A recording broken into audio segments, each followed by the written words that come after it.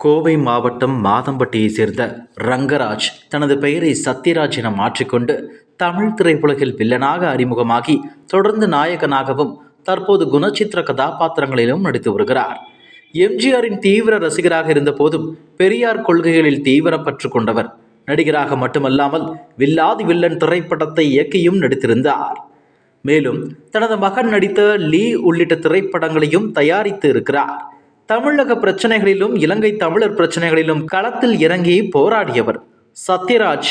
ஆரம்பத்தில் ரஜினி, கமல் உள்ளிட்டோருக்கு வில்லனாக நடித்து தொடர்ந்து கடலோர கவிதைகள் படத்தின் மூலம் நாயகனாக உயர்ந்தார். தொடர்ந்து வேதம் புதிது, வால்டர் வெற்றிவேல், அமைதிப்படை, வில்லாதி வில்லன், 100வது நாள், அண்ணா நகர் முதல் தெரு உள்ளிட்ட பல வெற்றி படங்களில் நடித்து முன்னணி நாயகனாக உயர்ந்தார். மேலும் பெரியார், 9 ரூபாய் நோட்டு போன்ற படங்களில் தனது கனமான நடிப்பை வெளிப்படுத்தி சிறந்த நடிகர் என்ற பெயரையும் பெற்றவர்.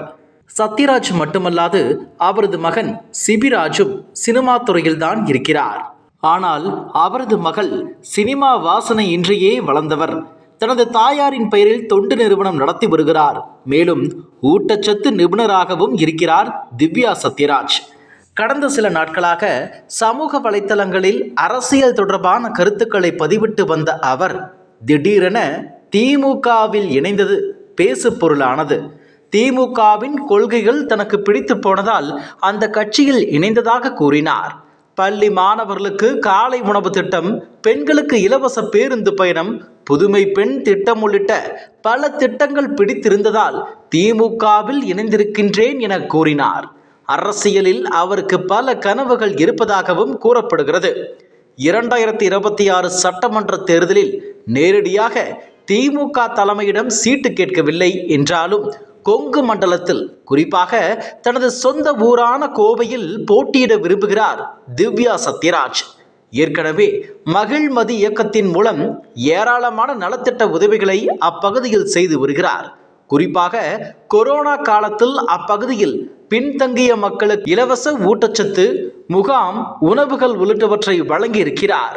இந்நிலையில் சென்னை மேயர் பதவிக்கு திவ்யா சத்யராஜ் காய் நகர்த்தி வருவதாக கூறப்பட்டது. ஆனால் கோவை சட்டமன்ற தொகுதியில் வானதி சீனிவாசனை எதிர்த்து களமிறங்கவே திவ்யா சத்யராஜ் விருப்பப்படுகிறார். மேலும் தனது சொந்த ஊரில் தனது மகள் அரசியலில் கால் பதிக்க வேண்டும் என சத்யராஜும் திட்டமிட்டு வருகிறார். மேலும் இது தொடர்பாக திமுக தலைமையிடம் பேசி திவ்யா சத்யராஜை கோயம்புத்தூரில் வானதி சீனிவாசனுக்கு எதிராகவே களமிறக்க வாய்ப்புகள் அதிகம் என்கின்றனர் உடன்பிறப்புகள். என்ன நடக்கப் போகிறது என்பதை பொறுத்திருந்து பார்க்கலாம்.